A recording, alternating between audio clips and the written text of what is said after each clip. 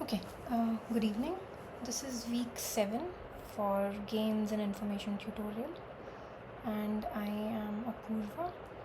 We'll get started now. So, let's take a quick recap of what we did last time. We looked at some dynamic games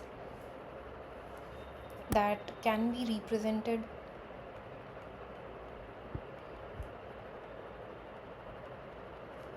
in using some sort of a tree with some starting node where some player plays. So let's say player 1 plays. Player 1 might have some actions available. So these are the actions available, the branches of the tree.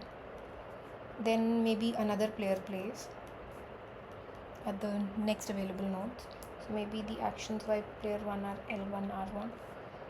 Then player 2 plays, and again he has some actions to play.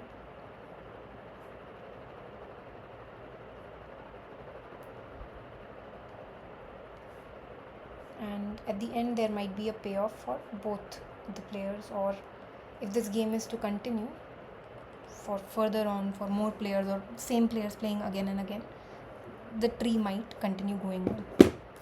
The main difference between this kind of a game and simultaneous game, so far we have talked about it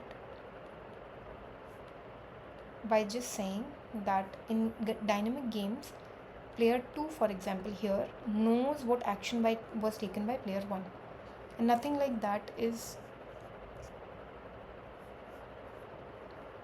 going to happen in simultaneous games. So today we are going to talk about these extensive form games or dynamic games that can be represented as a tree a bit more formally, and we'll introduce a term called information set.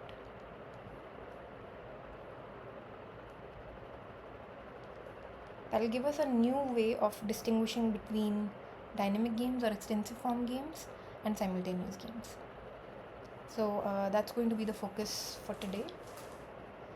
So let's take one of the examples that was there in the lectures as well. So let's say there's a player 1 who is maximizing, and player 1 is minimizing and player 2 is maximizing. Player 1 starts the game. He has two actions available, L1 and R1. Depending on which action is taken by player 1, the game proceeds based on different nodes. So if it was L1, player 2 would get to play here at, let's call this as x1, x2, and this as x3. These are the names for the nodes.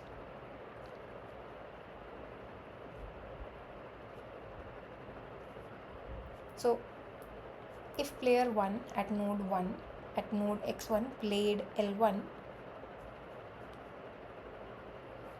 player 2 would be reaching and it will be starting from node x2, and there it will have three options. On the other hand, if player 1 had played R1, player 2 would get to choose between these three options.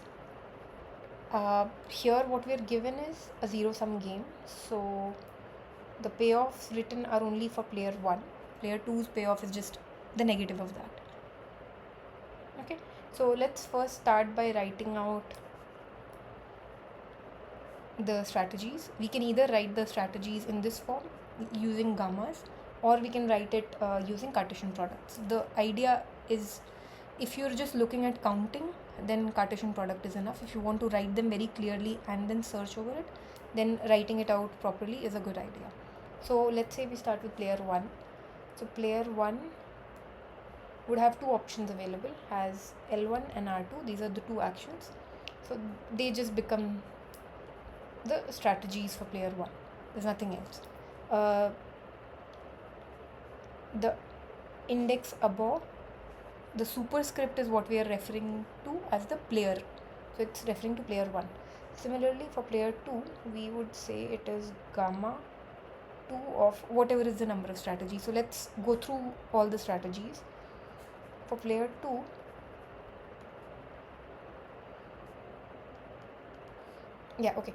can any of you tell me what is the number of strategies?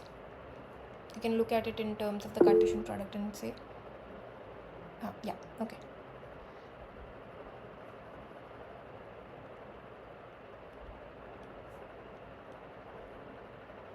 These are the strategies at two different nodes, right?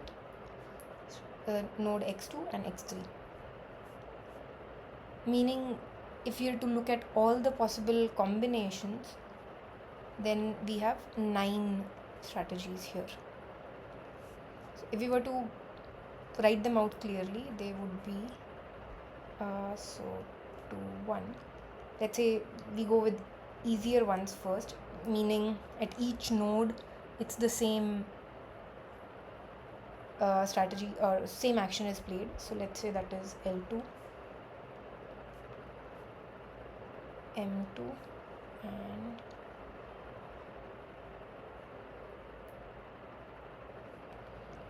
R2. Beyond this, it'll be a different node, different action will be taken. So that's going to be the strategy. So for this one, we can say it is L2 at node. So instead of saying node, we refer to the action taken by the previous player. So we call it U1. The actions available are just these two.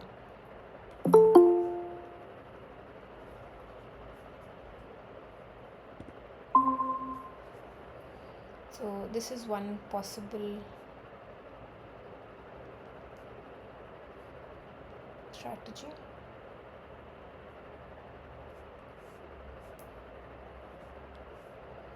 Now there are a few more different variations possible. For example, this could be replaced by M2.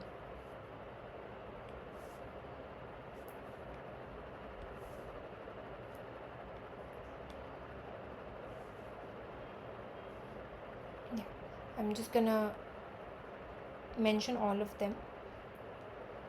It's your wish how you prefer going about it. Either you can enumerate them, write them very very clearly, or you can have a short script for it and just say ki you're writing it as a tuple, not even as a tuple, not even putting a comma, but referring it in the form of a tuple and saying for the first node, so x2, whatever comes here is played at x2 and whatever comes after it is played at x3. That's how we had written it in the last week's tutorial also. We could do it that way also. This is the way it was done in the lecture videos this time. So 5 is this, 6 could be, maybe we can interchange them. We could interchange these also.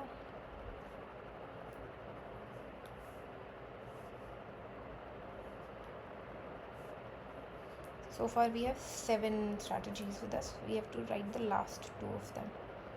8 and R2, M2.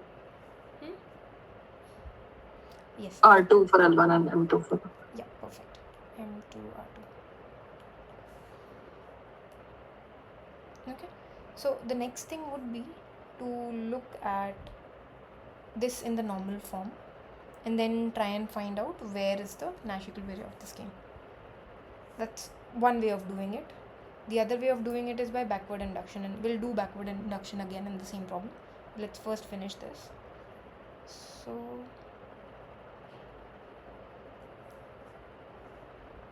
let me just copy it.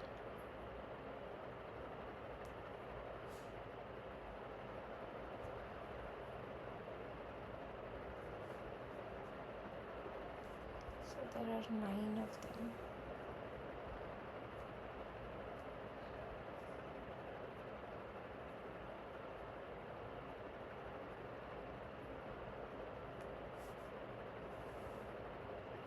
And P1, player 1 has just 2 strategies, L1.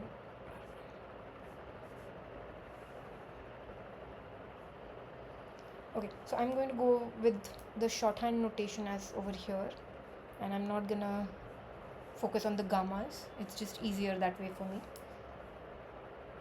So this one is L2, L2. This is M2, M2. R2, R2. So that means this one would be written as L2, R2. Next is L2, M2. R2 L2 M2 L M2 L2. Here I actually wrote L2 M2, set the other way around. R2 M2 and last is M2 R2. Now we're just supposed to fill this normal form. So let's start doing that. Let's first do for L1. If it is L1 that is being played, all that we care about is what is happening at the first location. In this notation, all we care about is whatever is given at the first point. So if it is L2, it's supposed to be 1. So 1 comes at these 3 locations. If it is M2 that is played, it's 3. If it is R2 that is played, it turns out to be 0. Okay. And similarly, we can fill the next row also. If it is L2, if it is L2, we fill 6. Remember, now the way I've written it, now I'm supposed to just focus on whatever is at the second position, the second part of the tuple. So L2 is here, here and here. For these, I'll just fill it as 6. This is there, and this is 6. For M2, it will be 2. M2 is here. Okay. M2 is here, here and here. I'm looking at the second location. So this would be 2, 2 and 2. And last it is R2, which is supposed to be 7. And we've filled the whole thing. You must have noticed this is the idea that sir had used in the proof at the end of the lectures. Basically saying that the main thing, you can focus on only this part. Because here they're taking constant strategy actions. Whatever is here, in some changed order, but it's that same numbers are repeating throughout. It's 130 coming up a few more times in the rest of it. And that's how normal form manages to find more than one strategies. Okay, so let's continue with this and find the Nash equilibria for this game.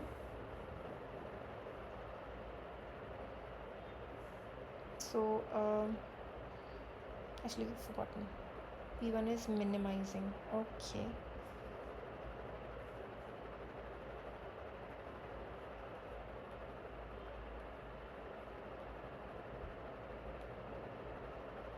Okay.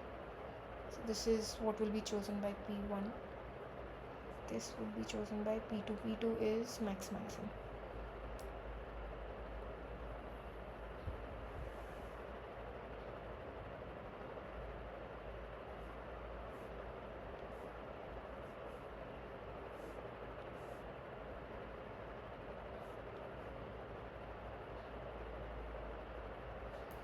That means we got 2 choices here. This is one of them, this is one of them. So these are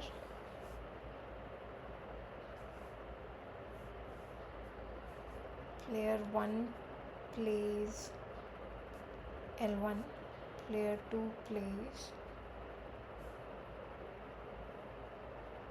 this is gamma 7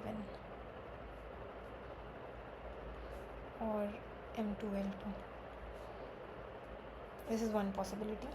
The other possibility is P1 still plays L1,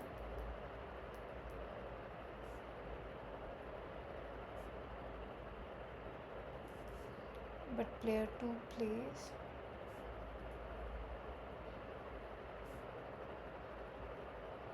M2 R2. Both of them give the payoff as 3, minus 3.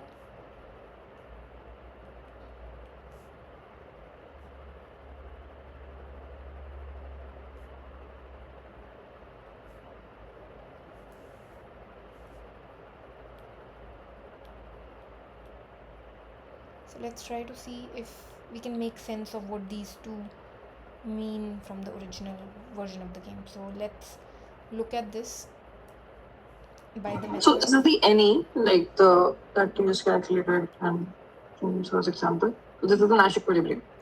both of them. Okay.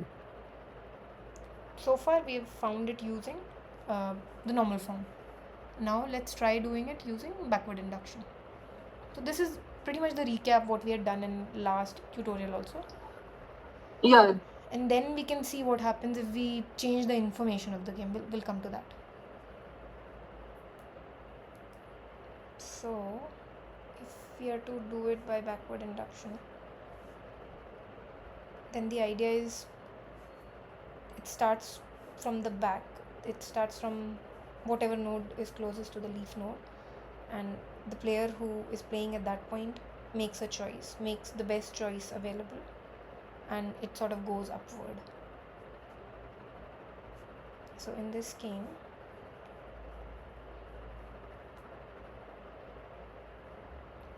is either of you interested in trying it out?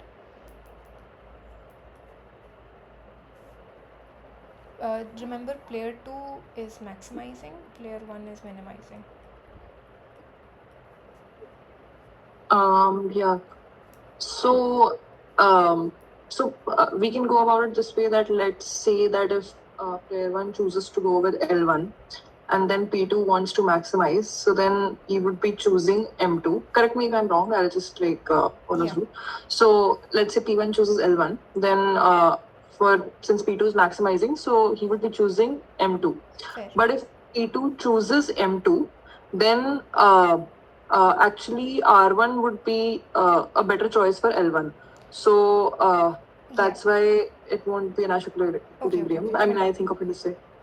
Go Okay, ahead. so you were correct in the starting.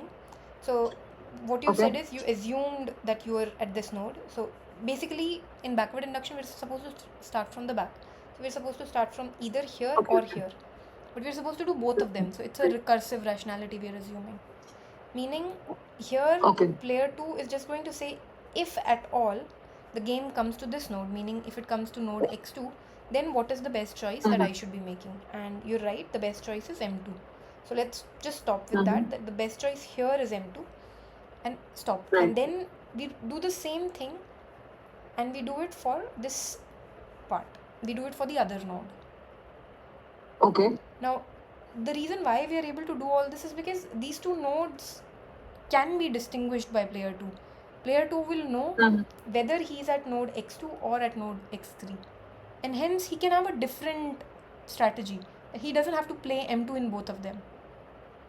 So here he'll probably choose, not probably, he will choose R2. So if these are the two options available, then player 1 would be like, okay, now I'm left with choosing between 3 and 7. Then player 1 would be like, okay, if that's what is happening, I would prefer 3 because he's minimizing. So what happened is player 1 chose L and player 2 chose M2 R2.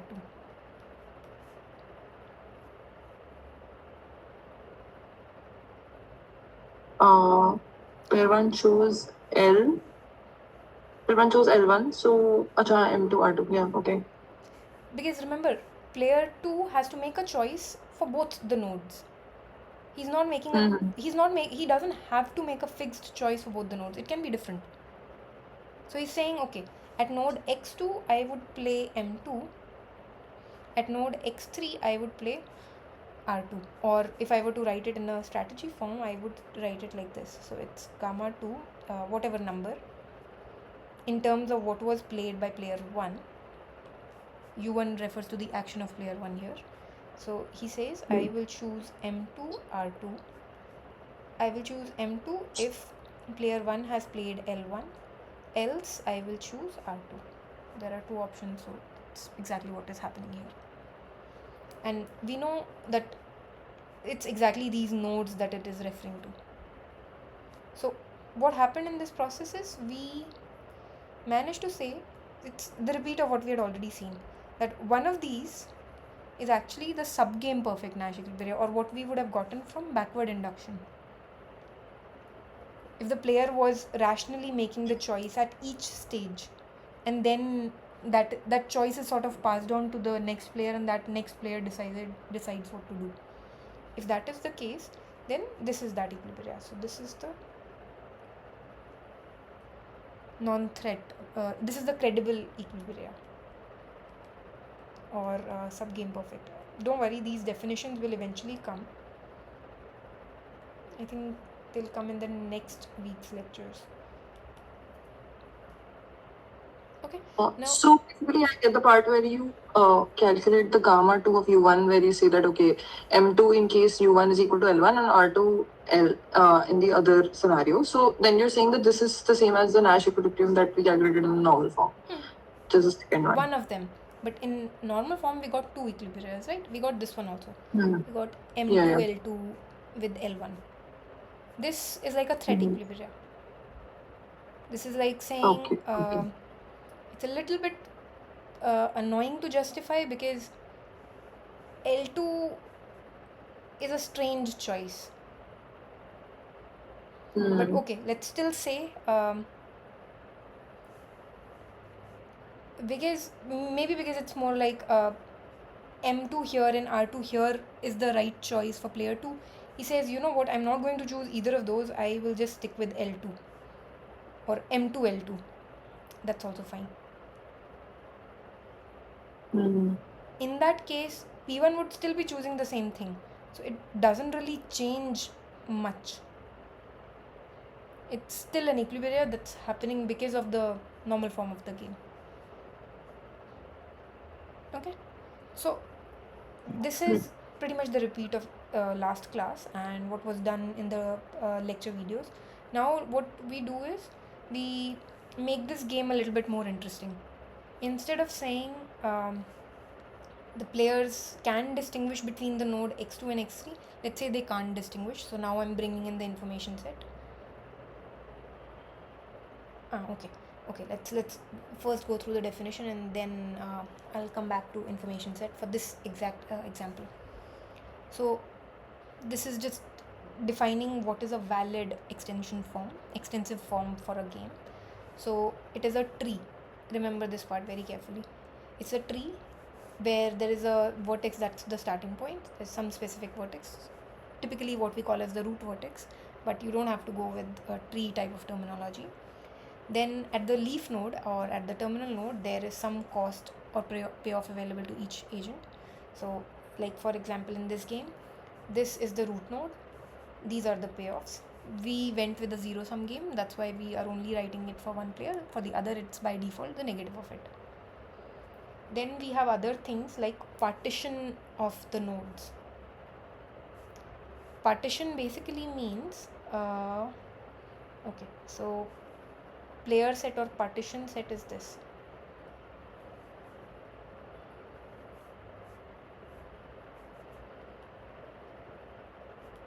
Player set is the nodes. Okay, so there are how many nodes? Let's look at all the nodes first. There are nodes x1, x2 and x3. This is basically telling us at which node which player is going to get a chance to play. So the way it is divided is player 1 gets to play at just x1, player 2 gets to play at x2 and x3. So this is the player set for them, of player 1 and player 2. Just the partitioning of the nodes. Some nodes go to one player, the remaining go to the other players. Next thing in the extensive form of the game is that there will be something called as the information set, which further partitions these nodes in the player set. And the partitioning has to follow one main rule and one additional rule. That main rule says that number of branches, not just the number of branches, but okay, number of branches from each node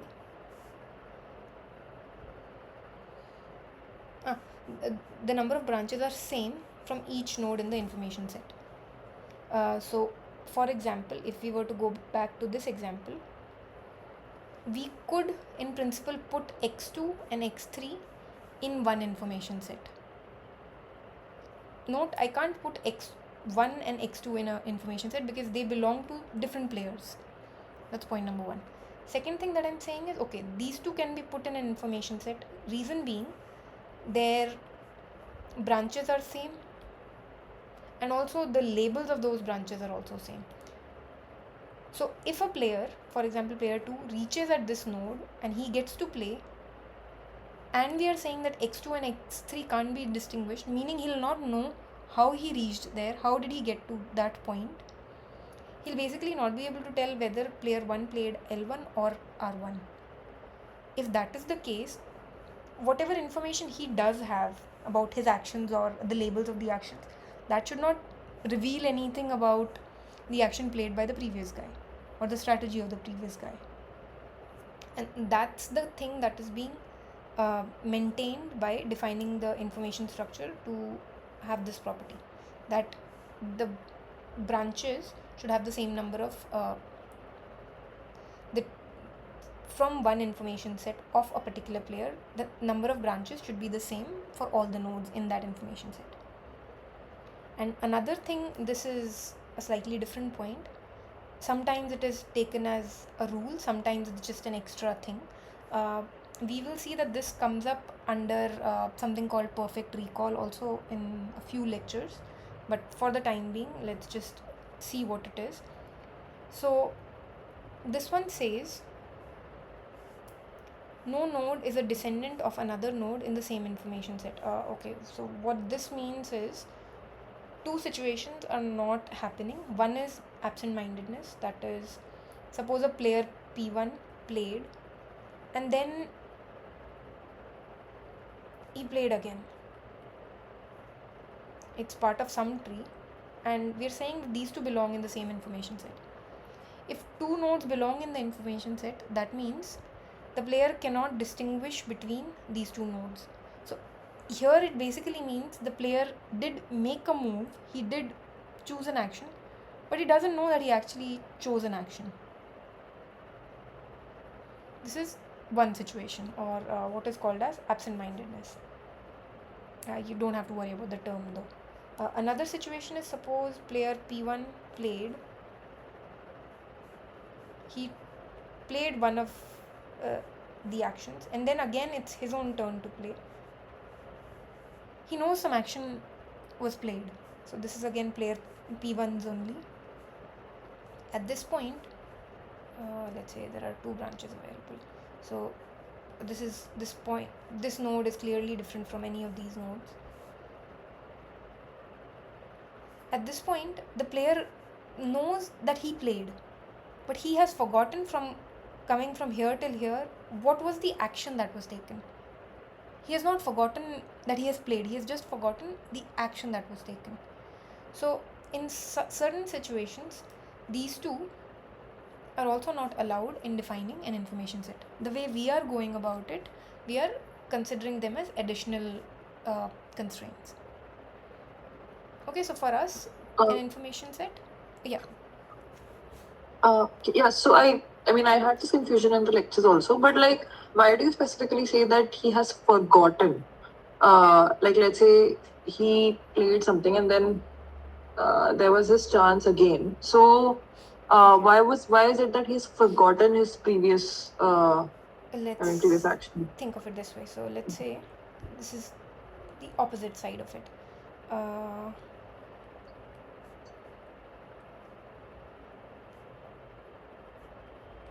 And these are the leaf nodes, so there is some payoff. Let's say it's a zero-sum game. So in this case, player 1, if he plays L, it's his chance only. Player 2 doesn't get a chance in this part of the game. If he had played R, it would be player 2's chance. And let's say player 1 is trying to maximize, player 2 is minimizing. He can clearly see, so here I have not put any information structure, I am taking a simpler game right now.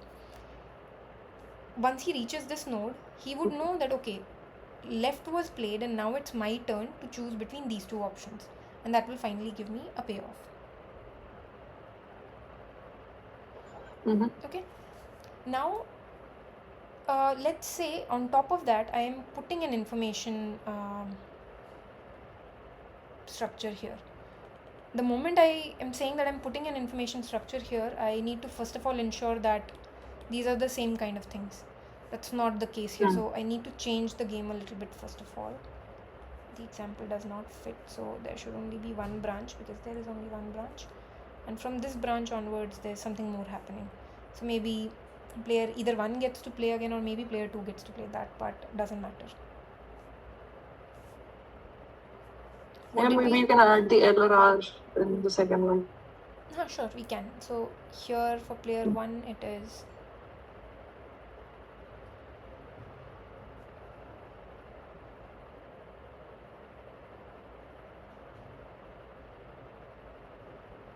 okay. Let's forget about that part. That is already problematic. Okay, I am going to go with the simpler version only. This is not working.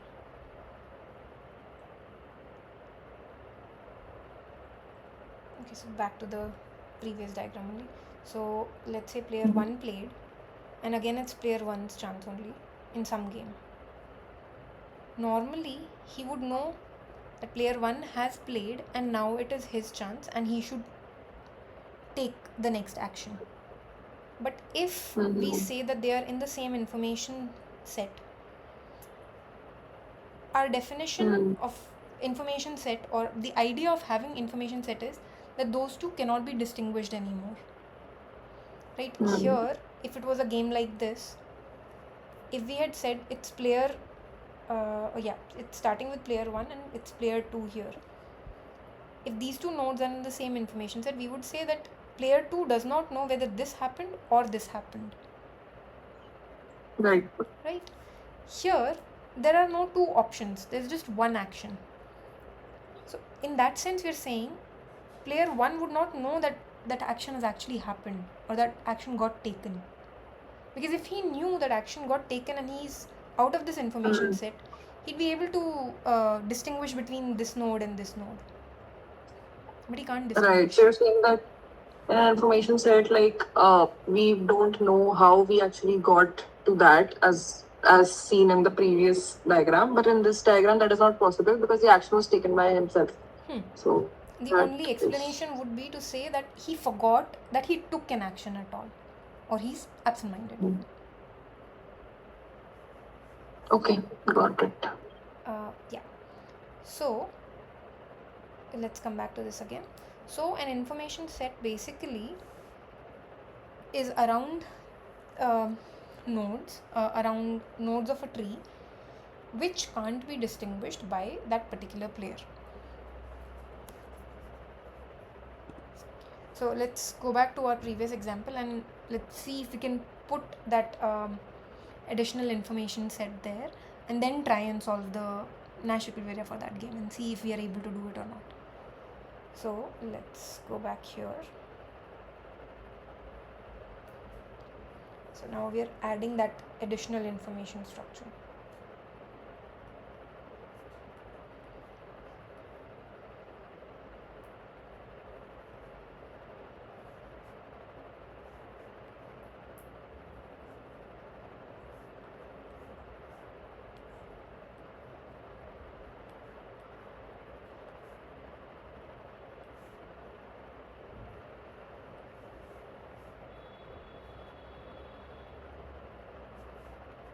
Okay, this is M2, this is R2 and this was 7.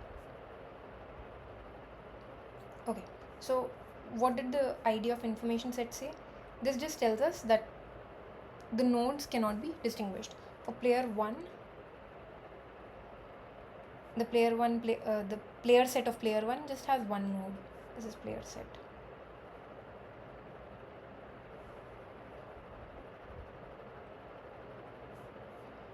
Player set of P2 has two nodes. So these two can potentially be placed in an information set. What would it mean if they are placed in an information set? They would not know how they got here. So that is represented by this dotted line or some sort of a rectangle or a box around whatever nodes we have in question. Okay, so what I've done is I have defined an information set I for player 2, and it specifically puts a partition for P2 and P3 that they can't be distinguished. Remember, we had these kind of partitionings when we talked about a knowledge operator and all. So it's that kind of an information set.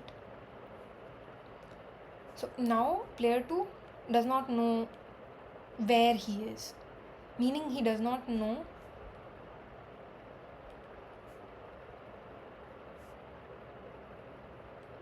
what action player 1 took, whether it was L1 or R1. He does not know that anymore. If that is the case, what can we say about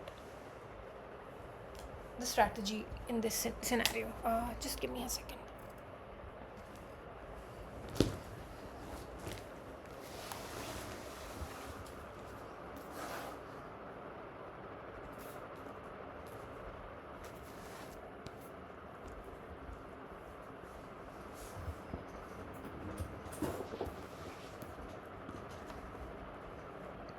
The light is on.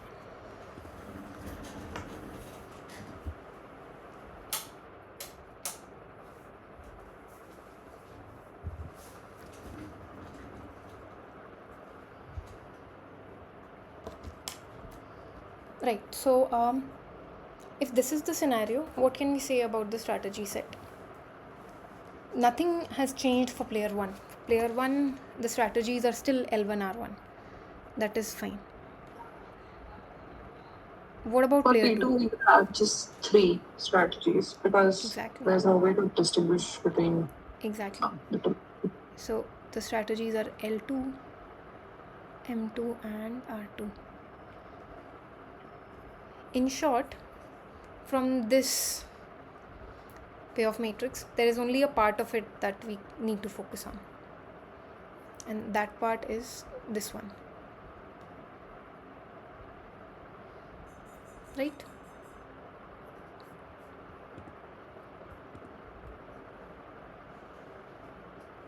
So let me just copy that much.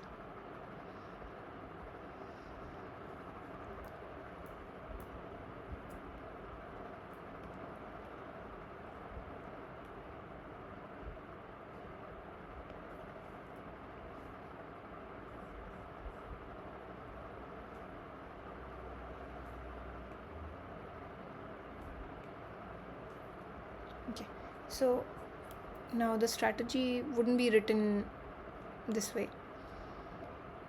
If player P2 can't distinguish between the two nodes, that means he's going to take one action.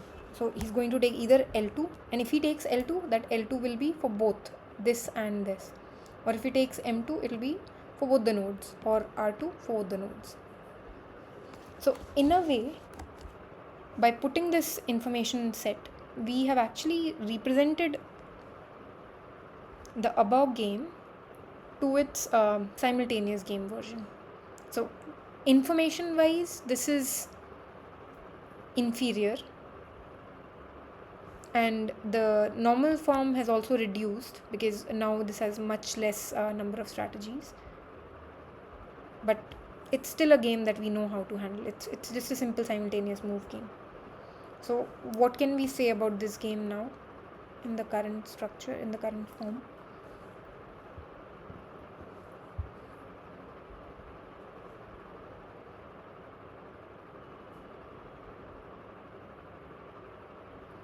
So this game no longer has a Nash equilibria, at least not in pure strategy. There might be one, or rather there should be one in mixed strategies, but in pure strategies we can't find one.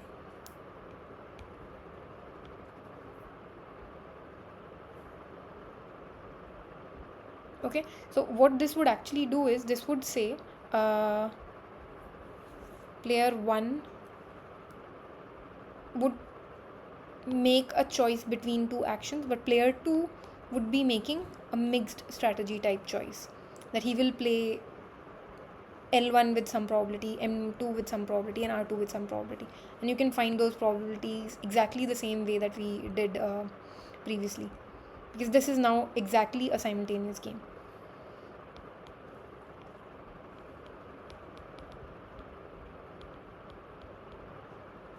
So it is not really matching with the Nash equilibrium of the It's not. superior game. It's not. Sometimes that can happen. If you recall, the main statement from the lectures was, if there is a Nash equilibrium in the inferior game, this is an inferior game information wise, right? If there is a Nash equilibrium here, that would also be a Nash equilibrium in the main game. It doesn't necessarily mean that if there is a Nash equilibrium here in pure strategies, that will also exist in the inferior version. That was never said. Right. Yeah. So this is one kind of a scenario. This may not always happen. Sometimes what we may see is there is a Nash equilibrium here, and that same Nash equilibrium shows up in the informationally richer game. So we'll come to those kind of problems also. So this is one such example. So let's say this game. Now let's first understand the information structure of the game and then go further. Okay, let's look at it more carefully. So let's name these nodes. This one, the information set, is what I'm calling as X. So it has two nodes, but whatever, I'm calling the whole thing as X. This is node Y, or maybe if you want you can call it X1 and X2, and this can be just X0. So the player set for player 1 is just X0. For player 2 it is X1, X2 and Y. An information set for player 1 is just X0. By the way, if there is just one object in the information set of any player, meaning it's just one node, then that's called a singleton, because there's no, whatever information was there before is present, but if that is the root node, there is no information before to begin with. But either ways, it's called a singleton. That's for player 2. That's for player 1. For player 2, there are two types of things that are happening. One, there is a node like Y, which is a singleton. We'll come to the meaning of that in just a minute.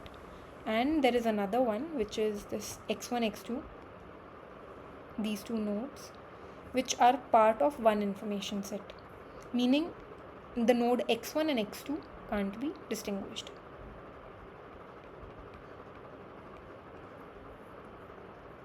Okay, so now let's try and understand what is happening in this type of a game.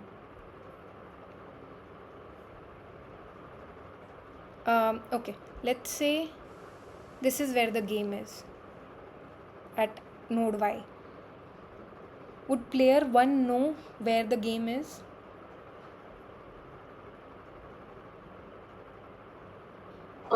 Yes. Yes. This is a simultaneous. Player 1 knows. He took the move. I took the move. Okay. Right? Yeah. Now, what about player 2? This is where the game is. Would player 2 know that he's at this node?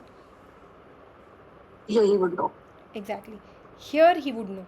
But if he was not here, but rather at X1 or X2, then what would he know, or what would he not know? And then he would just know that he's not on Y. He's not on Y, right? So this is like saying at Y, so let's just focus on player 2 because player 1 knows what action it took, so there's nothing there. So at Y, player 2 knows the action taken by the first player, so he knows player 1 played R1. But at x1 or x2, player 2 knows this much, that player 1 did not play r1,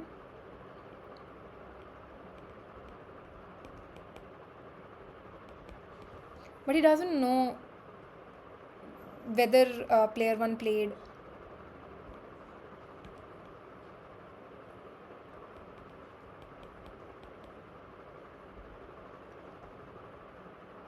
L1 or M1, because those are the two options that are actually available, and he'll not be able to distinguish between those two. So here player 2 has some kind of a partial information. So games of this kind are called imperfect information games.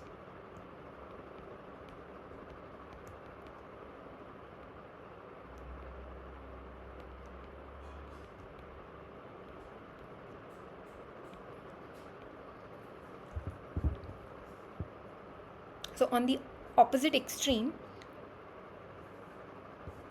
perfect information game would be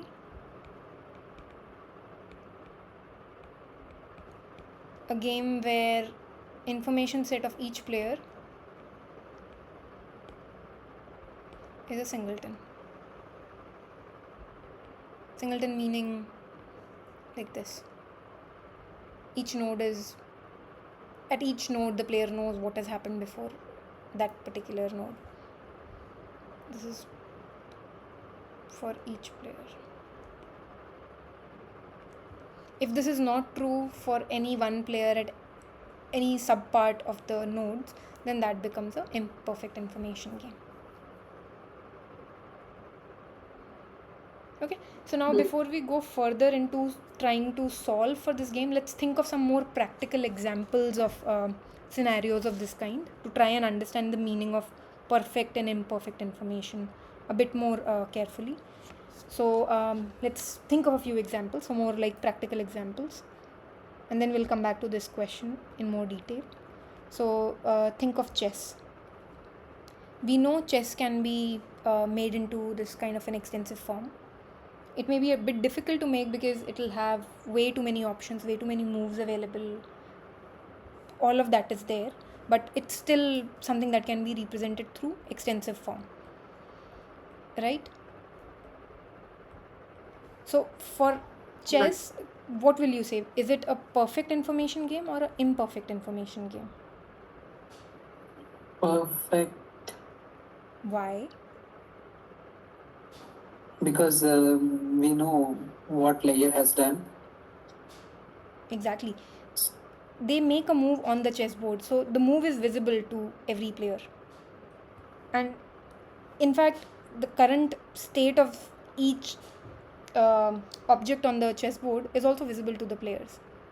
So in that sense, it is a perfect information game. Good.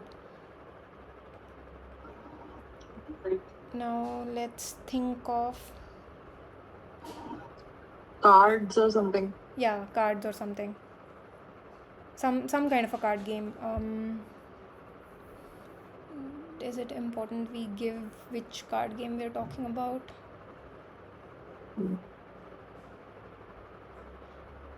Okay, let's think of general card games, because what cards I hold will not be visible to you.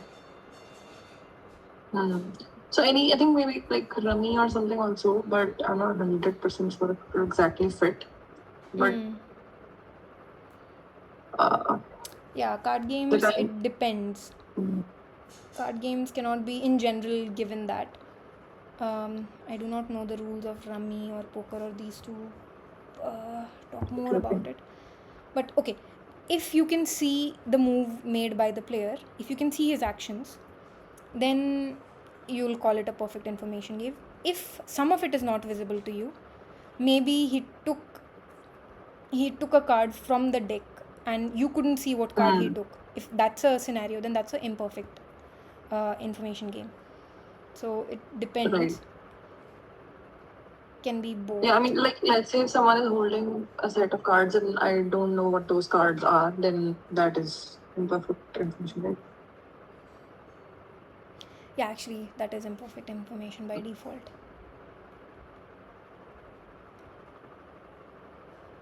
I think there's a different name for it, but card games might not be a good example here. Okay, let's think of another example of imperfect, maybe.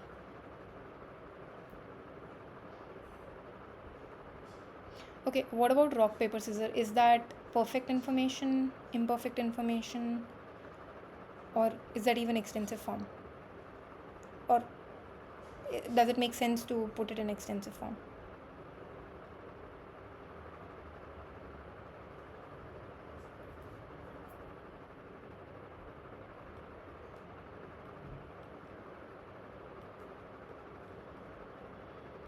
So, rock, paper, scissors means the players would actually be taking their move simultaneously.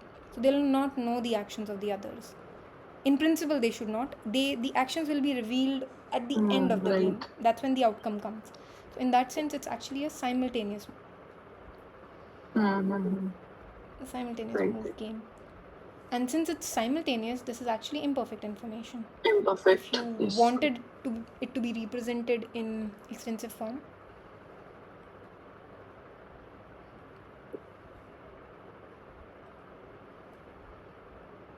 what about, say, tic-tac-toe?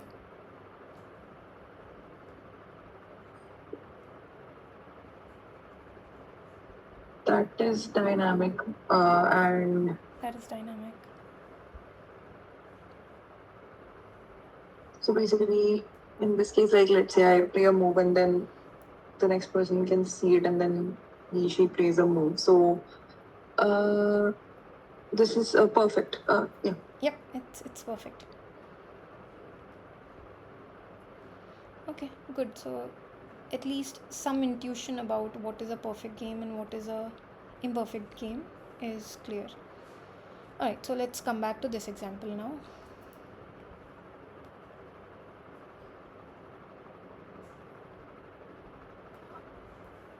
Basically, whenever a player knows that in which state he is, when he has full awareness, in that case, it will be a perfect game. And otherwise, it would be imperfect. Yeah. Yeah. If he knows the action during the game, not after. If he's Yes, choosing his yes. own action based on During- what was done by the player before, then it's perfect information. Else it's not. It makes sense. Okay, so now for this game, let's try finding the Nash equilibriums. Now, there are two things again. One is using normal form, another is using backward induction. But here, backward induction would also work in a slightly different manner. So let's first go through a normal form version of this game. So let's look at the strategies available.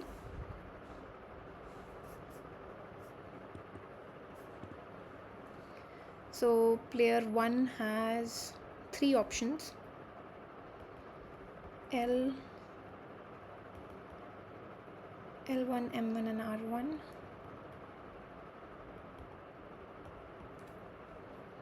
What about player 2? This is for player 1, so this is fine.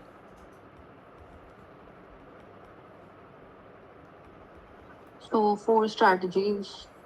One thing, L2 both, R2 both. Then let's say L2Y and R2 otherwise, and R2Y and L2 otherwise. Perfect. So here he'll not be choosing, player 2 will not be choosing his strategy based on where he is, because there are nodes that he can't distinguish between.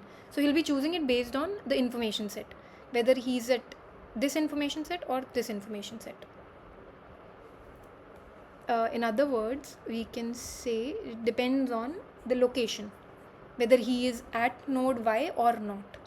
So for player 2, the simple possibilities are that he chooses L2 or R2 irrespective of anything. That's the simple choice. Slightly more involved choice is if he chooses to play L2 at node Y and R2 otherwise, or if he does the opposite of that.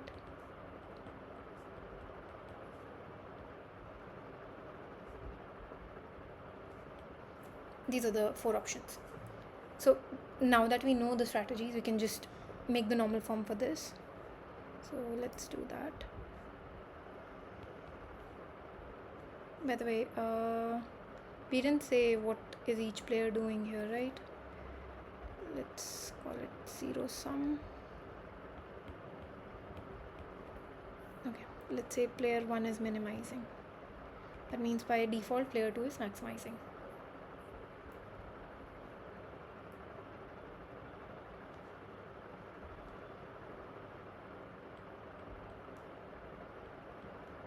I'm again using my notation, which is the first one represents the first node, so it represents what is happening at node what is happening at y and not y.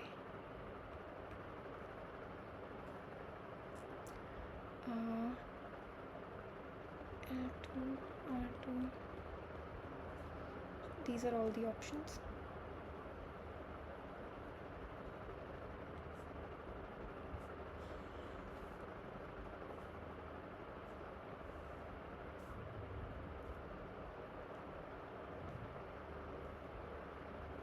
Okay, let's fill this table.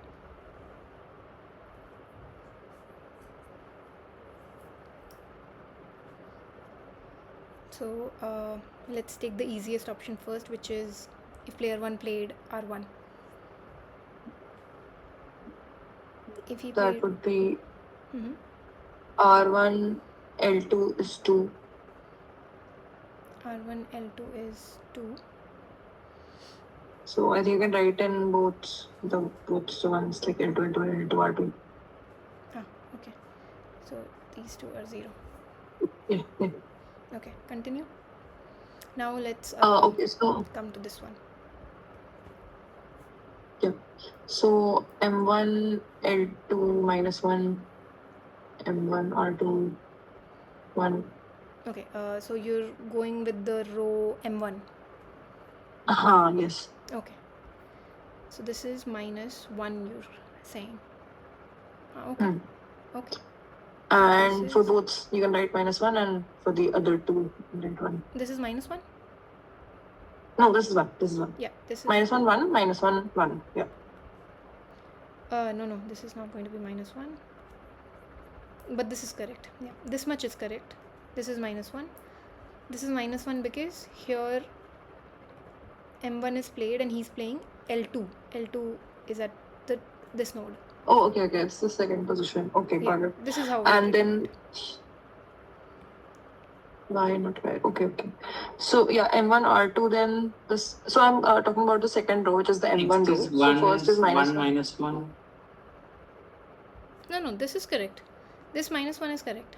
This is minus 1, this is 1. What happens in these two? 1, then minus 1. 1 and then minus 1. Correct. Okay, now the first row.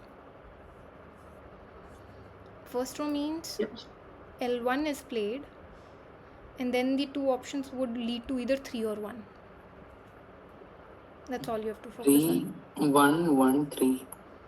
Okay, so you're saying 3, 1, 1, 3. Yeah, that's correct.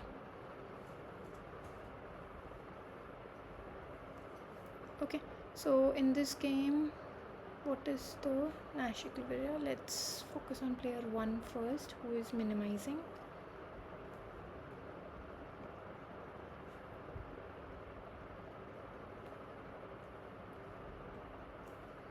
Then player 2, who is maximizing.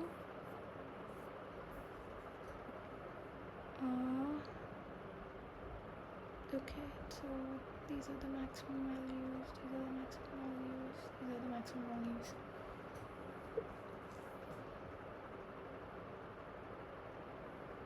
We didn't get anything in this one. Maybe should change the numbers so that we can get something.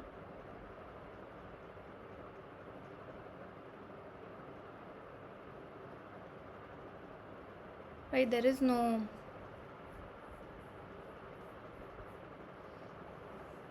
equilibrium in this particular way of looking at it from the perspective of normal form? I'm also trying to figure out, but I think there was, like I've written it down in my Yeah. notes, that there was the first three and the second row one, which is Even the I recall second there one. was something, so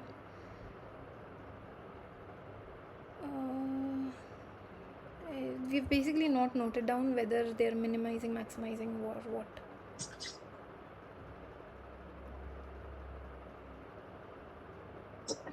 It was, I think, P1 minimize and P2 maximize. So that's the same thing we have done. I think it was opposite. P1 was maximizing.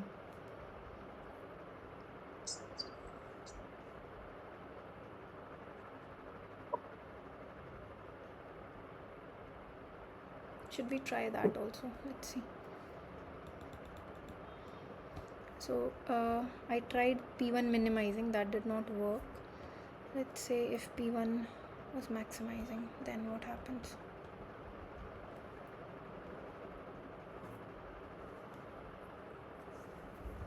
Yeah, this would likely give us something.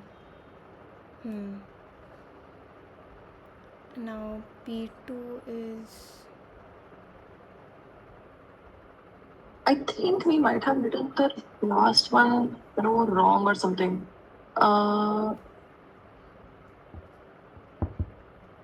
Should correct. see, this is R1, L2, R2. That's 2 0. 1 R2, 2. L2, R2. This is correct. Uh, Oh no, this is 2, right? yeah, This is 2, this then is 0. supposed to be Yeah. 2. Okay, so let me repeat the whole thing. Oh, good that you caught No, me. this is. Yes. Yeah, What? because you're looking at the first one. L2, R2, 0. Okay, so, but I think it's still maximizing that's going to work. Minimizing is going to be a little bit of a problem. Okay, so I'm assuming that M1 is maximizing and player 1 is maximizing. So this is a good choice. These are okay. This is a good choice and this is a good choice. Okay. Then for player 2, which will be minimizing, would be choosing these or these or these. Okay, we're getting at least one result this way. So from here we're getting L1, R2, R2.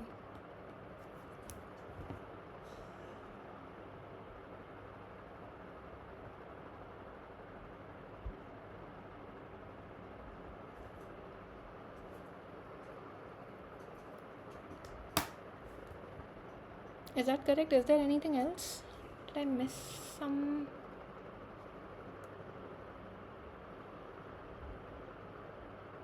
Maybe we should check the matrix one more time to be sure. Okay, if we start with L1, taking L2 at this node would give us 3, R2 would give us 1, R2 gives us 1, L2 gives us 3. Okay, so this is correct. If we go with M1, we get minus 1 or 1. At L2 we get minus 1, at R2 we get 1, 1, minus 1. Okay, so this is also correct. No, L2 is.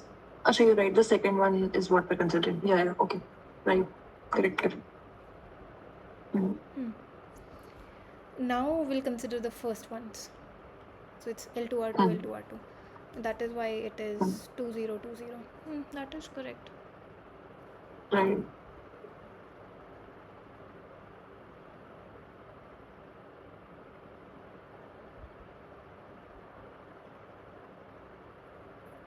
Okay, maybe we have done something different from class, but anyways, this is what we are getting.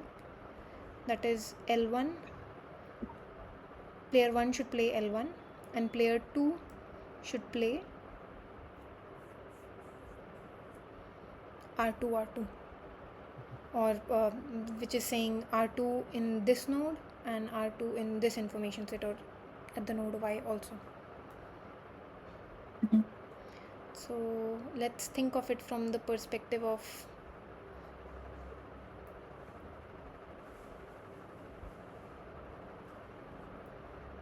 backward induction and confirm whether whatever we are getting is correct or not. So to think of it from the perspective of backward induction, this part is easy. Here player 2 is playing and player 2 is the one interested in minimizing. So player 2 would choose R2. Okay. Yeah. Right? Yeah. So this part is fine. But here player 2 cannot distinguish between what was played by player 1. So for player 2, he needs to look at this simultaneous game and choose from this part, and then give that option to player 1, and hence the node becomes obvious. So let's focus on this, and to do that we need to focus on this reduced part of the game. Right. Correct? And in the reduced part of the game, so we are now doing backward induction type arguments. At node Y, player 2 should play R2 because he's the one who's minimizing. At x1 x2, or the information set, there we look at the reduced game, which is this part.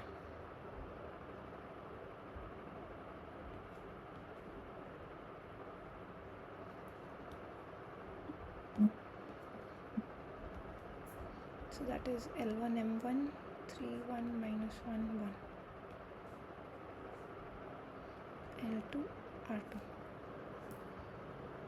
Yes. So that means here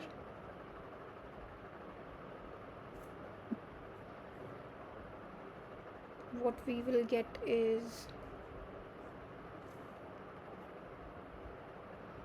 player 2 is minimizing, player 2 is minimizing. So we get this as the correct choice, which pushes player 1 to play L1 and player 2 to play R2. That's the choice. And finally, this means player 1 gets to choose between L1 and player 2 having played R2,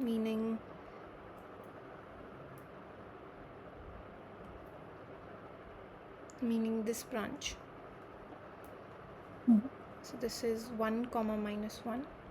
1 is his own payoff, and the other option that he has is if he were to play R1, and if he had played R1, he would have gotten 2 comma 0. He would have gotten 0 comma 0. 0, 0. Yeah, based on whatever is chosen by the other one. Now he's the player who is maximizing. Even yes. So he is going to choose this one. So the backward induction based Nash equilibria is the exact same one. It's this one. We anyways got only one, so that is the one we would get from backward induction as well, because from backward induction we are always bound to get at least one equilibria. So that's what we got. So the subgame perfect Nash equilibria, or from backward induction, it is player 1 plays L1 and player 2 plays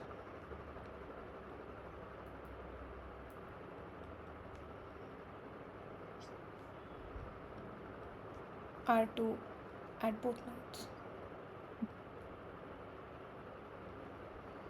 Both information sets actually, not nodes. Yeah. So I just had one question. So let's say we're looking at this normal form, L1, M1, and L2, R2. So in this kind of scenario, right now we were solving for player one maximizing and player two minimizing. But in the case that we want to solve for both maximizing, how will we go about it? Like just once, if we can briefly go through it. Just trying to learn that part a bit. Yeah, so it would be exactly the same. The way you find the Nash equilibria, the logic is the only thing that will change. So okay. But like, let's say we can consider a smaller one, and then you can just show me that here, how would you consider, like, how would you solve it for the any? Okay.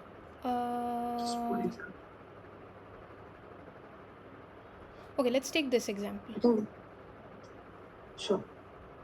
So I've written down some of the needed things. Okay, there's a little bit of notation also here already.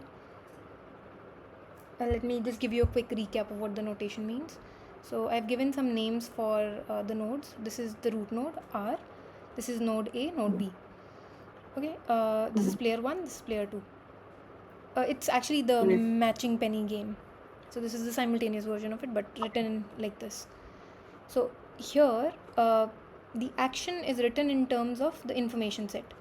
For player 1, the information set, there's just one possibility, which is the root node itself. That's a singleton. For player 2, these two plugged in together is what is the information set for player 2. So that is eta 2. And action is just the set for that particular information set. So here I'll be considering the actions for the whole information set, meaning I'm only focusing on H and T because that's supposed to be the same for every branch in that information set. So this is that. Here that's just a singleton, so whatever branches are there, that makes a part of it. Then because we are looking at this kind of a situation in a slightly more formal way, we'd be defining strategies in terms of the information set. That's exactly what we did earlier also. In the previous example, that's exactly what we did. So it would be of this kind. And this is just part of the definition itself. Whatever action it is chosen by that player, it has to be from the sets that we have defined. So for player 1, the two options are head or tails. For player 2, it's the small version of head and tails. Okay, maybe it's like a different coin, so that's why it's small. So now if you were to write the strategies, these are the only two options for player 1 and these are the only two options for player 2. Right? Then you would make it in the following form. So 1 comma minus 1 okay, HT.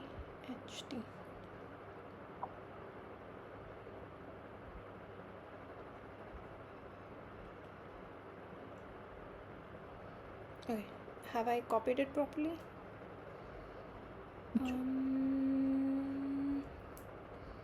So HH is 1 minus 1, HT is minus 1 1, TH is minus 1 1. Okay. So now if say both players are maximizing, then you would, for example, if you're looking at player 1 first, you would compare between the two columns and compare his utility. So you'd compare 1 and minus 1 and say, okay, the better choice is 1. And between these two, fixing the strategy of the other guy to small t, then you'll be comparing minus 1 and 1, and hence the better choice is again 1. You'll do the same thing for the other player, but now you'll be fixing a row and comparing the columns. So you're comparing minus 1, this minus 1 with this, and you're maximizing, so you'll choose this. Okay, I think here also we're not going to get an answer. This is what you'll choose. So you fix the column, and then for P1, let's say we fix the column at H, and then you compared 1 and minus 1, which is the rows H and T, and then 1 is maximum, so we choose that. And similarly we do for T, but in T we get the below row as the maximum. So here there is no clear answer that way. Yeah, this is anyways matching pennies. We would not have gotten a Nash equilibrium in this. What we would be Mm-hmm. getting is we would have to go to mixed strategies. Hmm. But that's the idea. That's all you have to do. You have to just look for. You have to start with pure strategy Nash equilibriums. As soon as you have the normal form, you start with that. If possible, if some dominance allows you to eliminate certain rows, as in there is Hmm. some part, some row or some column that is dominating everything Right. else, meaning if you're comparing rows, then you're comparing rows and it's dominating every other row, then you can eliminate the ones that is getting dominated or the ones that are getting dominated and only focus on the strongest one. But the strong has to be a inequality strong. It can't be equality strong. Then if you remove those, then there are Right. problems. So you can apply all of those things that we've seen so far for normal form games as soon as you have written the normal form of any of these, and that will give Hmm. you similar kinds of answers. So here you could try getting a mixed strategy Nash equilibriums. And when we want to minimize and maximize, like one player minimize and other player maximize, then we usually then we do it like I've been doing it this way, that I consider the worst case and I choose the better worst case, right? That's how you usually Yeah, solve in the normal security form for strategies. minimizing and maximizing, right? Yes. What you're referring to are the security strategies or the security levels, the min max, Yes. max min Yeah. ideas. Yeah. Yes. Right. Right. So that's how you were solving for this as well, like the one Oh, that you solved in the normal form. here I just used the definition itself, the definition of Nash. Same Okay. thing. I was Okay. fixing, so if I was doing for player 1, I was fixing a column and Hmm. comparing the row values of the utility values for that particular player. Same thing, and I repeated it Hmm. over here. And since I'm, what was I doing? Yeah, I was maximizing, right? So the maximum would be 3, choosing between 3 minus 1 and Hmm. 2. And I repeated that. Hmm. These two are the same. This is the maximum one, this is the maximum one. Hmm. So what I've done here is player 1 is orange, player 2 is this other color.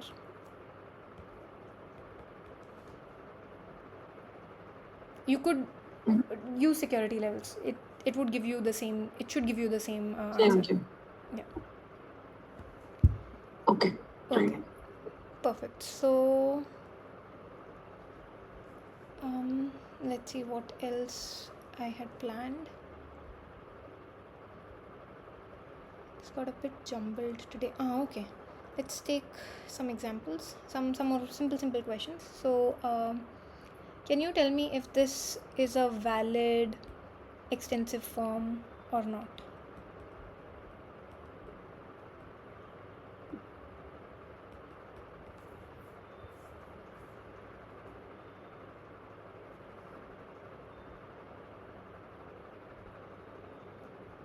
So player one has two actions possible, and Okay, let's label everything L1, R1.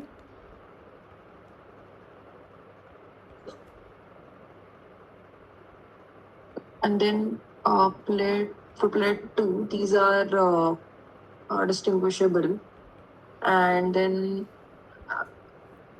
whatever action player two would take it to player three. I think so. Okay, do you recall that the definition said it has to be a tree? Hmm. Tree does not have a loop. So Hmm. this player 3 is basically a loop type situation. We reached this node of player 3 from two different actions. That's not possible in a tree. A tree would be like this. There might be many branches, but two branches will not lead to the same node uh, for the next successor. That's just not the definition of a tree. So because it's not a tree, this is Oh, actually a okay. graph. This is not valid. Hmm. Similarly, you could be asked, this is a different version. I don't want to get into this. Maybe next time if there is time. maybe you could be asked, say there is player 1, he has taken some actions. Now, for it to be valid, what should you say? What should be the actions? It should be the same for both of them. First of all, it has to be a different player. If it is the same player, that's already a problem. But even if we disregard that additional constraint, we need these strategies to have same labels. Number is matching, Yeah, the same labels should labels. match. So maybe L2, R2, M2. Acha, the first condition, yeah, I get. Can't be for two different players. Exactly. Another possibility could be, there are very complicated ones, but those are a bit more difficult to understand, so you won't have to worry about those. Can this be an extensive form? Even No. if say A, B, I match these. No, right? So these kind of No. things that you have to look at the main definition and see if the main definition fits into whatever we are talking about. Or some part of the tree where P1 and P1 are in the same information set. That's anyway the problematic case, but we don't have to worry about it. Okay, Yeah. so now let's look at some definitions and so on. So if we were to define simultaneous game and perfect information game in terms of information set, then simultaneous move game, specifically if we are restricting ourselves to single act game, meaning each player plays only once or max once, then simultaneous means it's anyways going to be once, otherwise it will be the same thing repeated, so it's still separate, so we don't have to worry about there. Here each player will have exactly one information set, meaning, so if player 1 has nodes x11, x12 and so on, and player 2 has nodes these ones, then all of them need to be in the same information set. Right. So this is for player 1. Understood. If there is even one of them out of it and there's a singleton information set, that's as a whole it's not a simultaneous move game. Player knows something about the action of the other guy, and that by default just becomes not simultaneous move. On the other extreme of this is scenario where information wise, the other extreme, the scenario where there is perfect information, meaning each player, the information set of each player at each node is actually a singleton, meaning so if I go with the same example as above, then there need to be quite a few different n1s. So n1 is x11 is separate, x12 is another one, and so on. So maybe I would call it as a set of information sets and so on. All of them are singletons, and the same thing will happen for player 2 also. Okay, so in yeah, no problem. So in games of this kind, where we have defined an information set and we are being a bit more formal, we need to go through certain parts of the definition one more time. This is just for notation and nothing else. So gamma I refers to the set of strategies for player I, all the strategies, it's not mentioning anything for player I of I is referring to information set, or rather set of information set.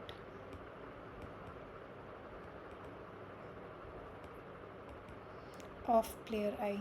So here for example, the information set for player 1 in perfect information game would be a set of sets, and all the sets inside are just singletons. Then there is ui of ni. This is the set of actions of player I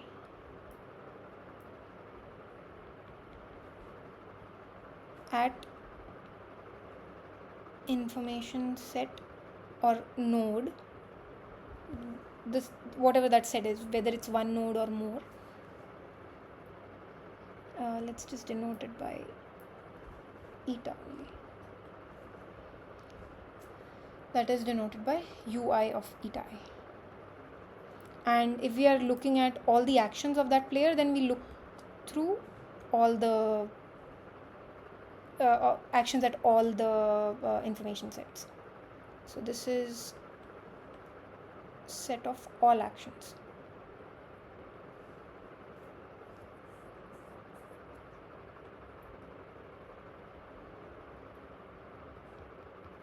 Meaning at all info sets.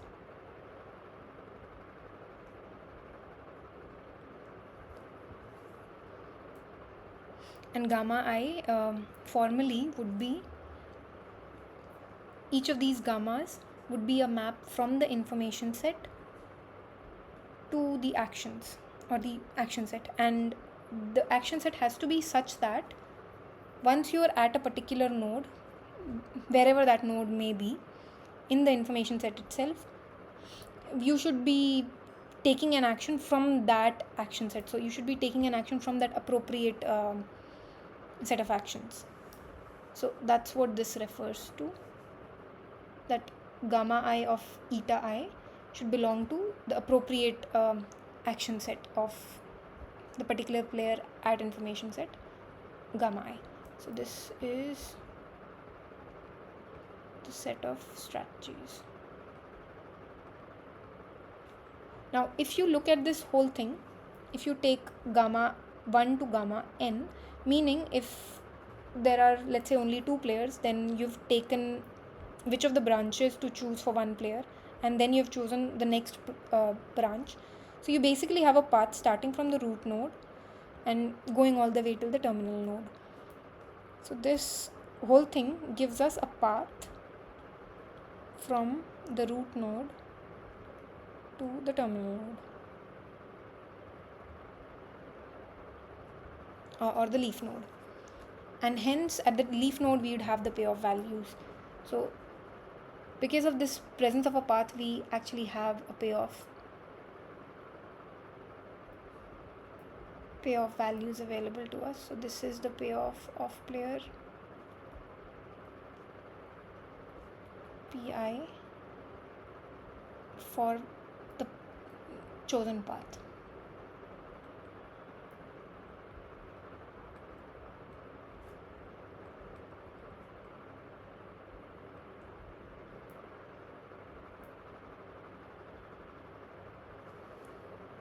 Okay, and just like we had talked about last time, because the strategies are to be chosen before the game starts, strategies are not visible to the other players. So we can still think of this as a Nash equilibria, and in that sense we can define a profile as being a Nash equilibria if unilateral deviations are not encouraged, and this is true for all players.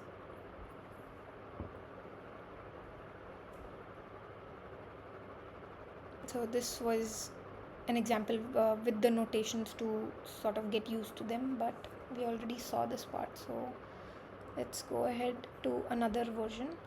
Okay, so now this is the same example as above, matching pennies, but what I've said is maybe the coin that they're using, the coin that the first player is using, has a bit of a thickness and it can actually stay vertical and not give us head or tails. And this is just to be able to take a different kind of a extensive game form of it, nothing more than that.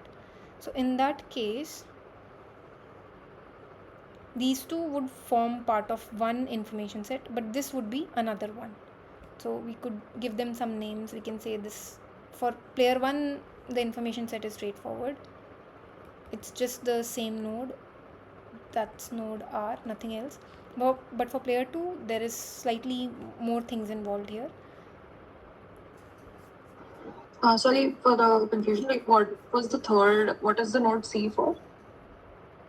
This, I'm assuming that maybe the coin that is being flipped by player 1 has some thickness and it can actually stand vertically and Okay. not give us head or tails. This is just the third option I wanted. That's all, nothing Right. more than that.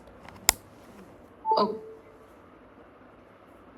Okay, so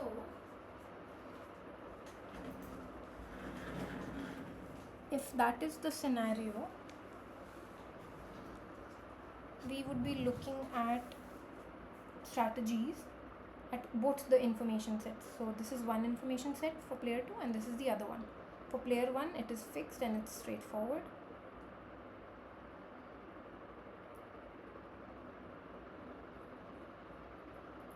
For player 1, there are only two options. Whether to, there are three options, okay. Either to go for head or to go for tail or to get a vertical choice.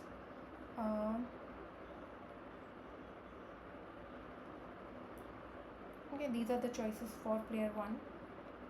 It's the choice of player 2 that is more important.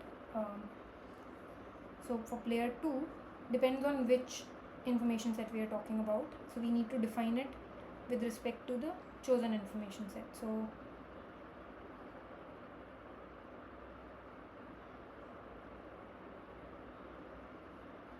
okay, so what I have, the way I've written it is, if the information set is this simultaneous part, then player 2 gets head or tail from a different coin. That's why it's small h and t. Otherwise, player 1 maybe gives the same coin and player 2 uses the same coin and plays again. Anyways, this story is not important. The only thing here is how it is written. So for player 2, this is the other information set and these are the two actions that it can take.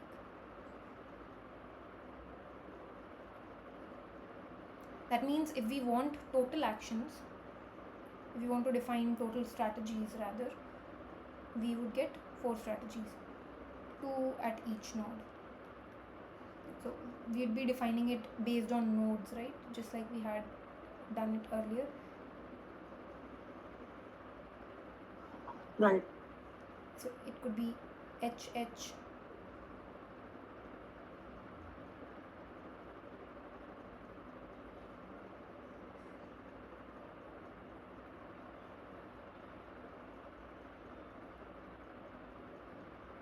Oh, okay. Not, I don't want to write it like this. Okay.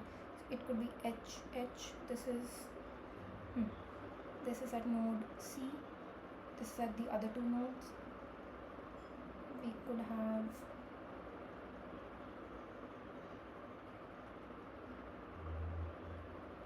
head and tails. Otherwise, it could be tail and heads at C. And last,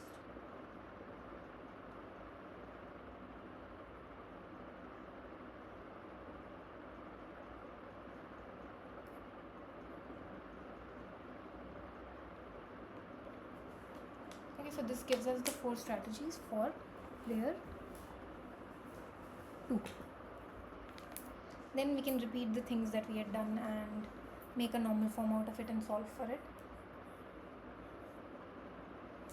But I'm not going to do that. That's fairly easy to do. So I'm going to skip that part. If you are interested, you could try it out.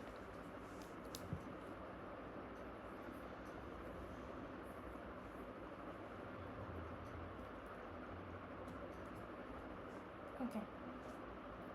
So one of the things that you must have noticed, a lot of the questions in this week were more of counting kind of questions, to either count the number of strategies or to count the number of leaf nodes or give an estimate of the leaf nodes and so on. So let's try those types of scenarios. So let's say this is one option. I'm not going to write them out this time, but just write down the counts. So if we are focusing on, say, player 1,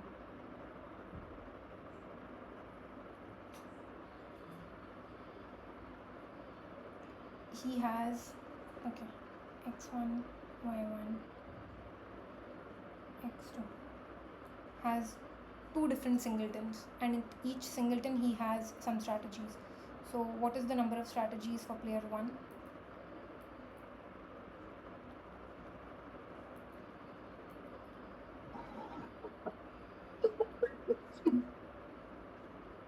Sorry?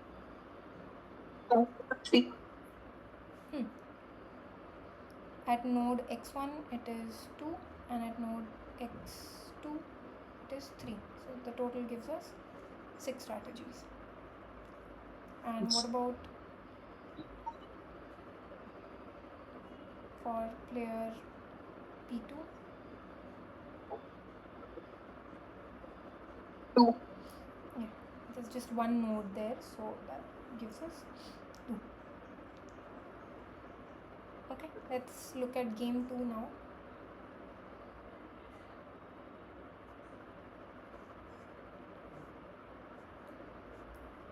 For p1, how many are there? Two.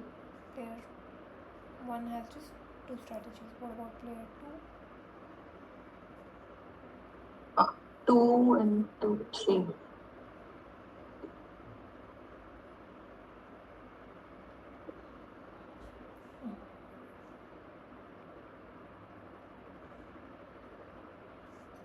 Okay, so counting strategies is not very difficult. We just have to be careful about the information sets, if there are any other than singletons. If there are singletons, then it's straightforward. Okay, now this is actually one of the assignment questions, so I'm gonna skip this. I think it's in the next week, but because the ideas have already started coming, so we can start looking at it. Yeah. So okay, the questions that were there for this, the kind of questions that were there were either count the number of strategies, who knows what, that was the rough idea. So what kind of information is available to which player, that was the kind of idea. So same thing, but in different information type games I'm considering. So it's to focus on who knows what. Right. In the exam, the level is similar to that of assignments? Roughly. There might be a few questions which are a little harder than the assignments, but otherwise pretty much the same. Okay. The tutorials might have more advanced questions once in a while. Tutorials. These Oh, okay. we might end up solving like more involved questions. Exams might have simpler ones. Okay. So let's take this example. So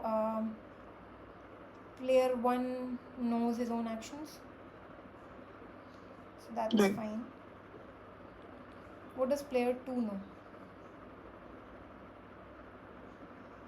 Yeah, so player 2, since these are considered, these are indistinguishable, so 2 actions are possible. So let's focus here first of all. These two are in one information set. Yeah, one information set, yes. So what does he know about P1?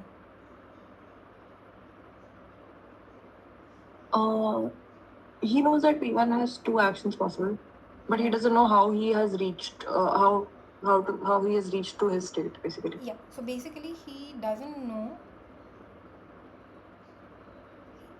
the action taken by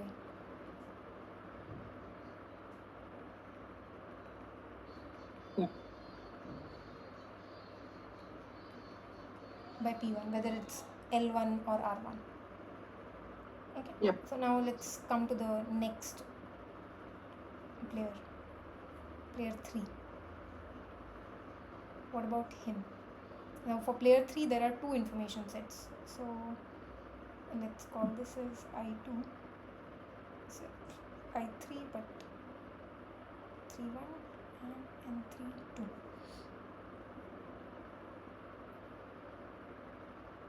Or you can call this as the LHS game and this as the RHS game, specifically in terms of player 3.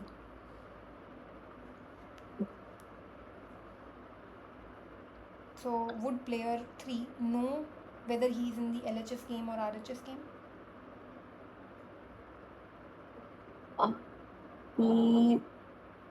So they are distinguishable, but since the P2s itself are not distinguishable, so I think he wouldn't know. See, this is like something is not revealed to player 2. So okay, let me give you another scenario here. Same as above, but the only thing that I'm changing is I'm saying this is P1, this is one information set, and these form two information sets. Same as above. Another possibility is the last three of them could all be in one information set. Actually, that's not the only possibility. It is also possible that you could have three of them together and leave one of them out, or have these two together and leave these two out. All of those are possible. So there must be some difference in what they know in each of these scenarios. There should be something different. Right, this is one scenario actually. This is one scenario. This is another scenario. These are different scenarios. And all that is happening in all of these scenarios where we have different information sets is that the information known to each of them is different.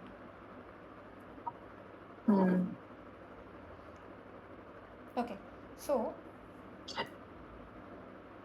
yeah, I'm just thinking what is different here because even though they are in the first diagram that you've drawn, yes, the for player 3 they are two different information sets, but then they are coming from P2, which itself is one.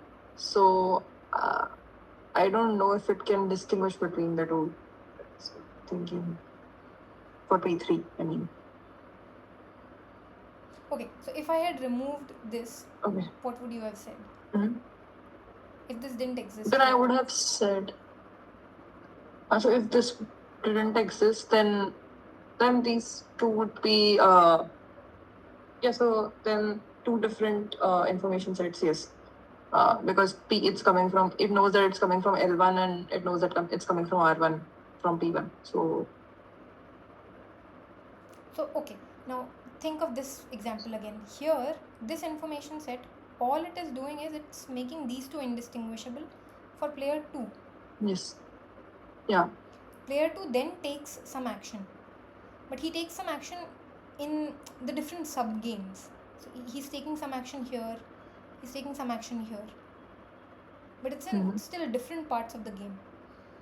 This information will actually end up reaching player 3 because the information sets are exactly these two.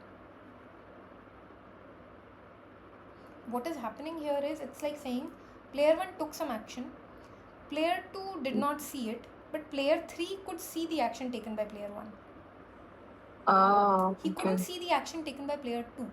That's why he has a scenario like this.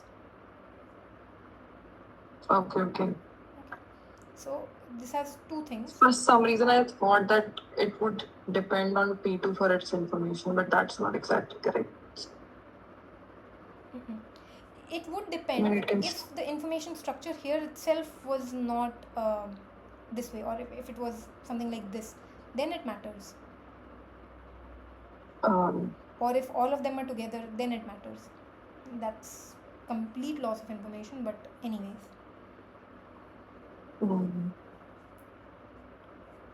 Okay, so in this case, P1 knows. Okay, he knows the action taken by.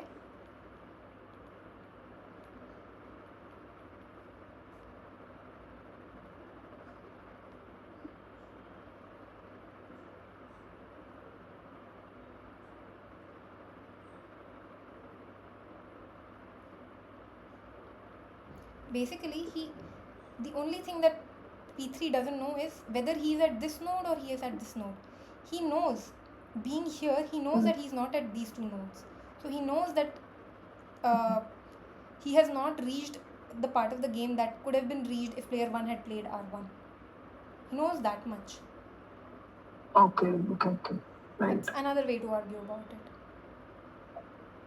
On the other hand, if it was a situation like this, where all four of them were in the same information set, then this is the above one.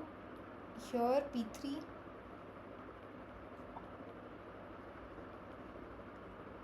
here P3 won't know.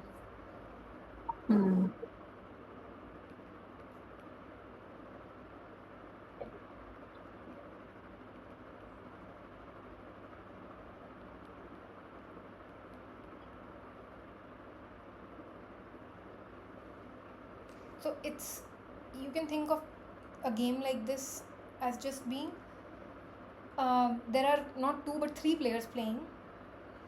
One of them can't see the action of one player at a time, but he can see the actions of the others if they are taking any.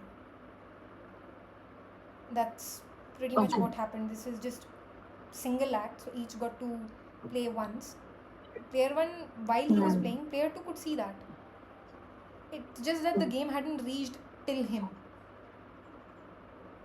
But when it was player 2's turn, player 2 could not distinguish what happened. So player 2 doesn't know what has happened, what action was taken. So he took his actions by default.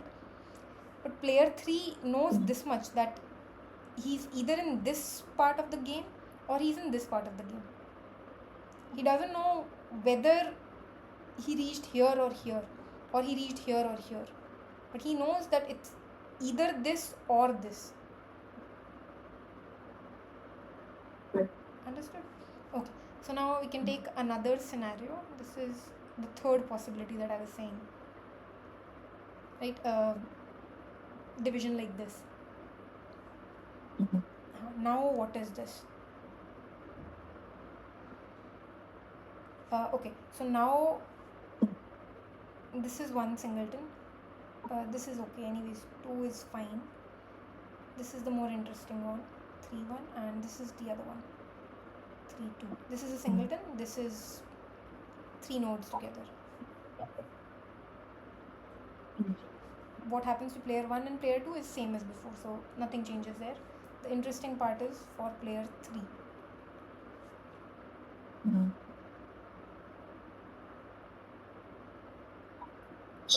At this node,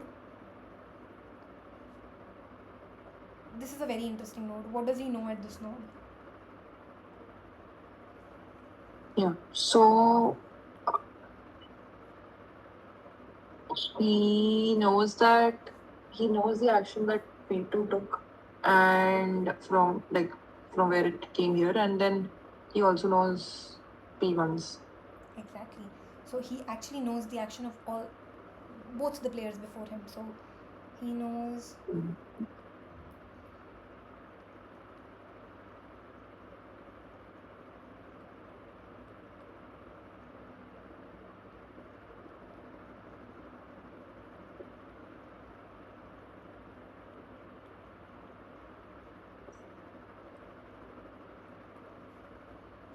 What about the other node? Yeah, so the first two nodes, they know that they came from L1.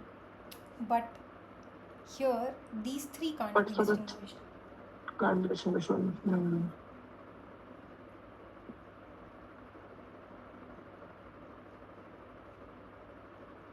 So they wouldn't know the P2, but will they also not know about P1?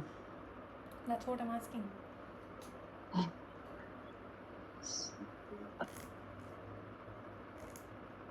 So when we say that they are indistinguishable, then we just mean for the action that for the previous player, I think. So Correct. we will be able to distinguish the third node from the first two for P1, for just the action that P1 took. Like the third node would know that it came No, from R1, but and the first two would know these that they can't came be from distinguished. L1. It's the nodes that can't be Sorry? distinguished. He doesn't know how he got to any of these nodes. Okay, if it was just these two, so Okay. if I had made another scenario, okay, these two together, this is a singleton, this is a singleton. At these two nodes, P3 would have known everything. It's only here that he wouldn't know what action was taken by P2. But he would still know that P1 actually took L1 to get him here. Right now, it's these three together. Um, okay. I'll need to think about it a little more, I think.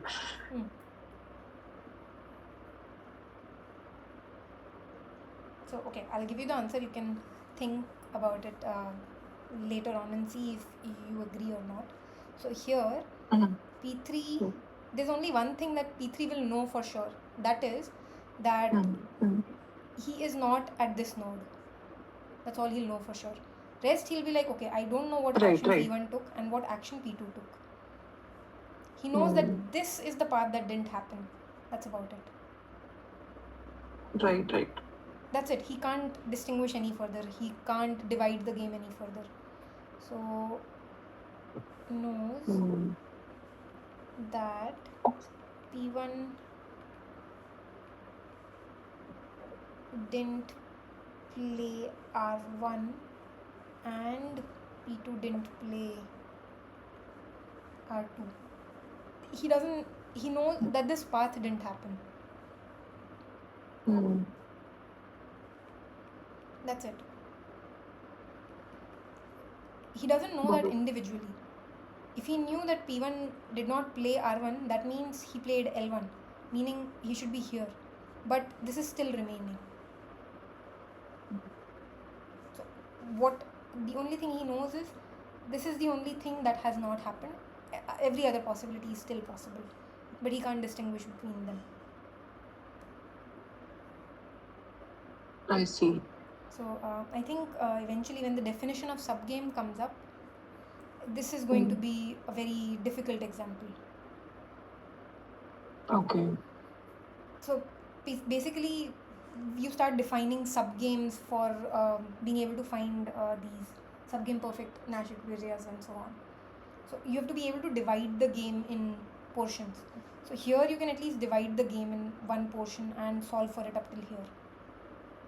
Whether it's possible to do that above is a different thing. But at least at the last level, some division is possible. Because this is following the same kind of action division as player 1. Here that's not possible at all. Because player 3 barely knows anything. He just knows that one particular path has not happened. Everything else is possible. Okay. So... Right. Okay, so I don't want to take this example anymore.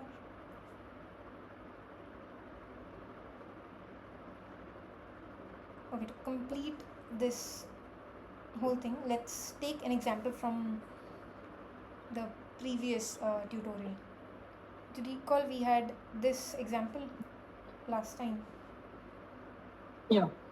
And we had gotten 3 Nash equilibrias in this, and I think one of them is the only subgame perfect one, or what we would have gotten from backward induction. The other 2 are not. The one from backward induction, okay, I do not recall. Were the players maximizing? Okay, looks like maximizing.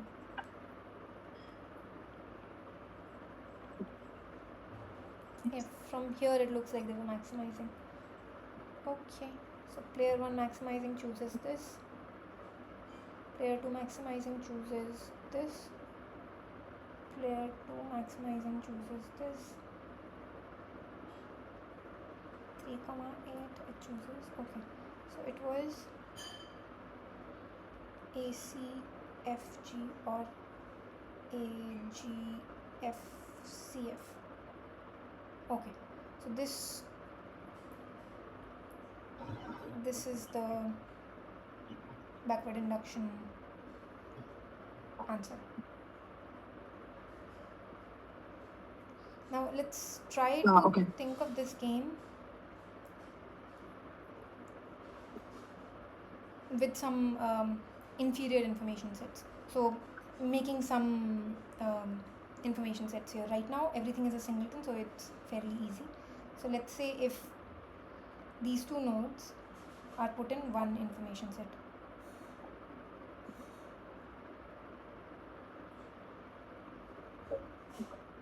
Okay, and see if we are able to solve for this. So that's the variation that I'd like to try and see what happens.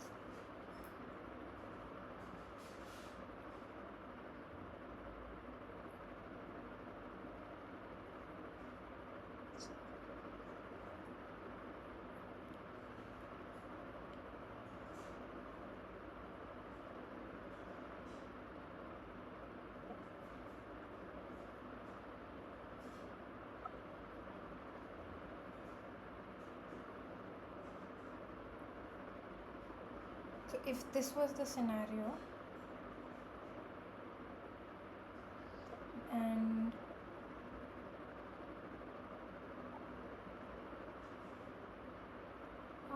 okay fine, let it be this kind of a game itself, then the strategies available to A or player 1 are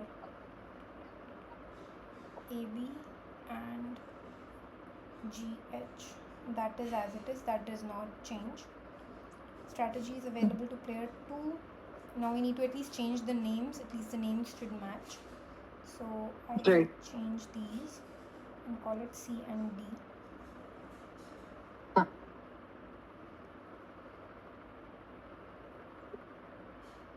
Yeah, two strategies.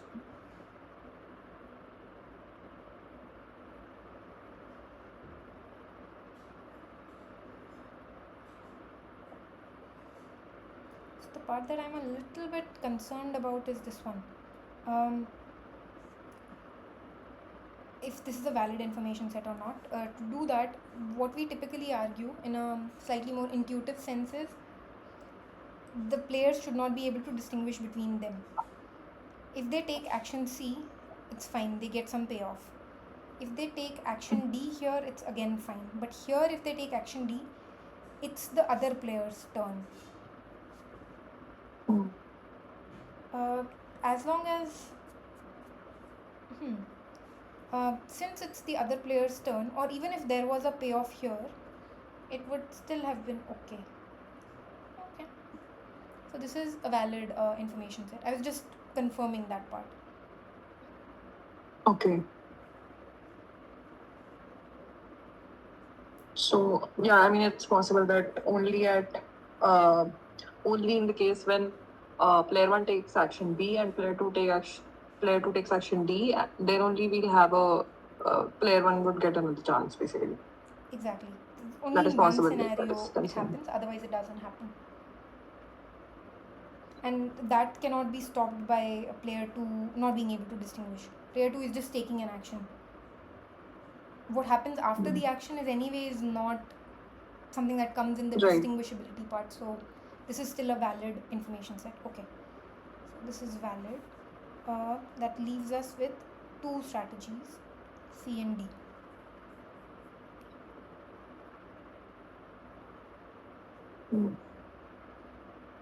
Now if he's supposed to choose, he can do it in two different ways. Either he can write the payoff matrix or he can do backward induction. The backward induction will be slightly different. So let's do backward induction first, that's going to be easier. So with backward induction, this is the payoff that's going to get pushed over here. Both are maximizing, right? Yeah, both are maximizing. Okay. Hmm. Yeah, so This is yeah, the one that will come up here. Meaning, for backward induction, we just need to solve this simultaneous move game with this as the payoff. right. That's it. So that's A, B, C, D, and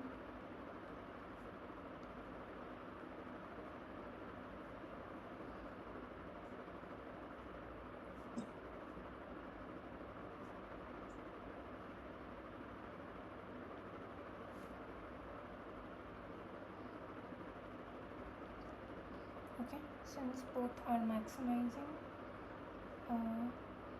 player 1 would prefer playing B if player 2 had played C, otherwise this one. Oh, we might not get anything here.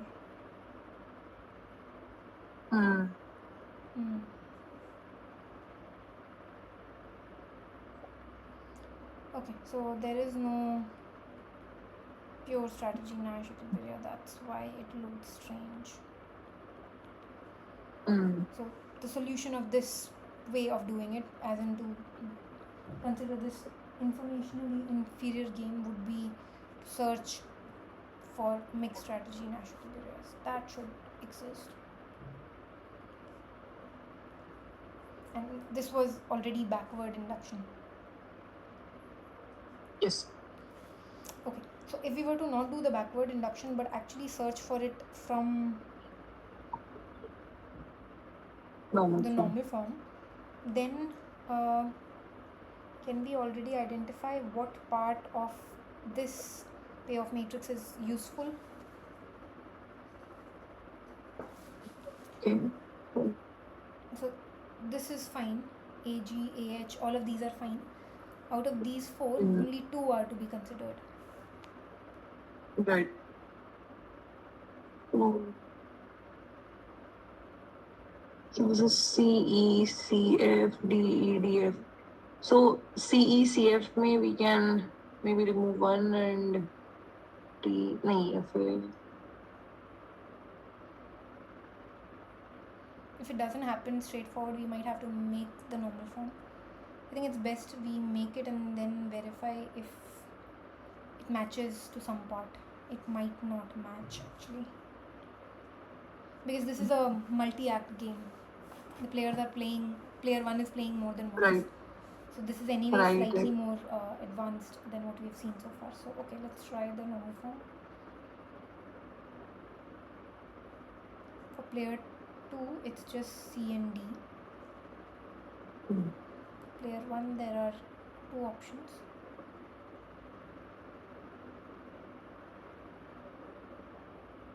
A, G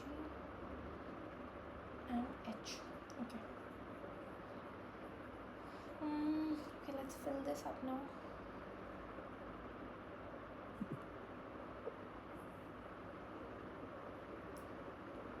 Okay, so if it's A and C, you would get 3,8.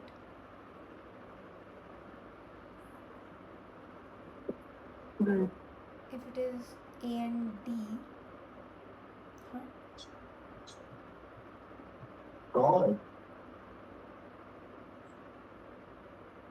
okay, A and D means we get this 8,3. So in A and D, wouldn't we have to go and consider G and H also? This is the only path, right? Acha, sorry, right. Yeah, that's why even I got confused for a second. See, when we are writing normal form for these types of games, we are just looking at what happens once we reach that node. We are right now at this node after A. So these are the only two options. Right. I just somehow thought that both A and B are These A. two will just get copied for G and H both, because G and H are anyways not reachable, so nothing changes. Then for B we have to be careful. For BC it's fine, it's 5,5.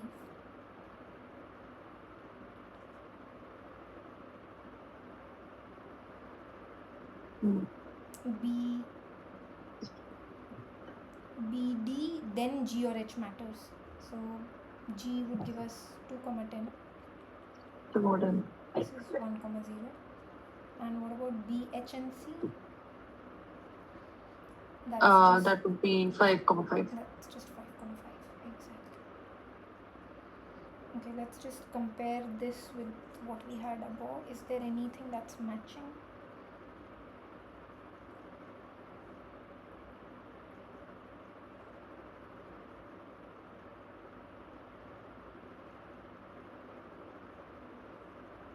Okay, so The first and the fourth column, right? Yeah, these are the ones that seem to be matching. Okay, they do have one equilibria here, so let's see what that is.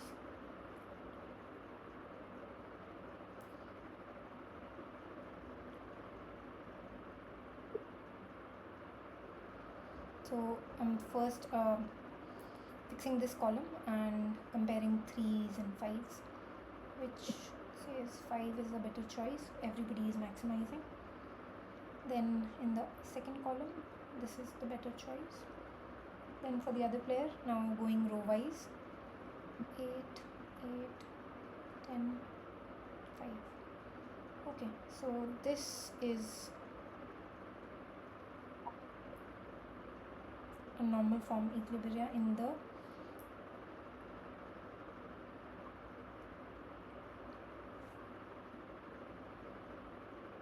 informationally weaker game.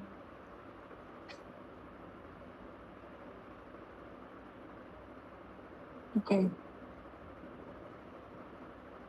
The odd part is this did not show up when we were doing it using backward induction, but something did show up when we were doing it from normal form. If you recall, this was said in the lectures also, we might miss many equilibrias if we were doing it by backward induction, and that's pretty much what happened in this particular version, but we did get something here. And this is one of the equilibrias from the original game, BH and C. That happens to be CE. So this one. Oh. Meaning from normal form to normal form, it's still fair.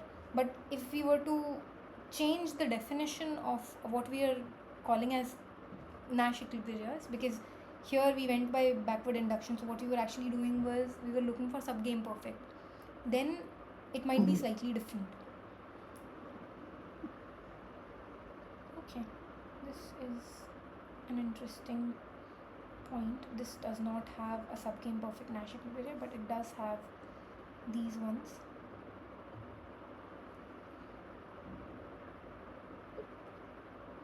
Okay, I did not see that we have exceeded the time. Okay, let's quickly wrap up. So today we saw that there are games with information sets, meaning there could be nodes that are indistinguishable for certain players. Because of that, we have to be careful how we find the equilibria in those games. The core idea is that we are supposed to be looking at strategies at each of those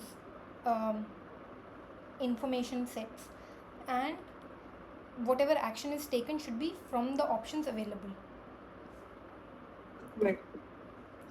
And the way to go about doing this is, if possible, we can do it using backward induction. If that doesn't work, we can try normal form and get something from there in pure strategy.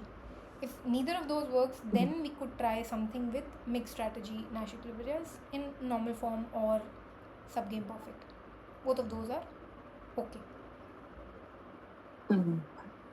Right. So most of the things that we focused on in this lecture were related to what happens if an information set shows up. So there is imperfect information in the game, and how can we handle it, at least in some of the cases we saw. And the last result was related to what happens if there is a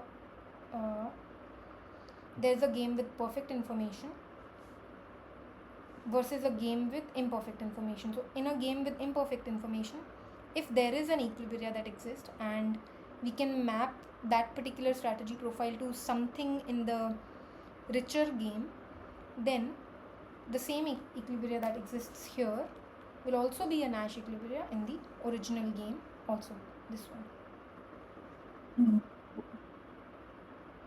Okay, so this was the last thing that we did. This example is still pending. If you want, you could try this out now. Now that we have done this, all you have to do to solve for this game or to find the Nash equilibria of this game is to write it in normal form, which is basically the simultaneous move game. And then you can say, is there a player that is winning here or not? Or is it a situation of draw? Okay. Okay. Okay, I'll try it some. This will anyways be shared, so you can see if you want to try it. Alright, do you have any questions? No, nothing as of now. Okay, perfect. So let's stop here and we'll continue next week onwards. Alright.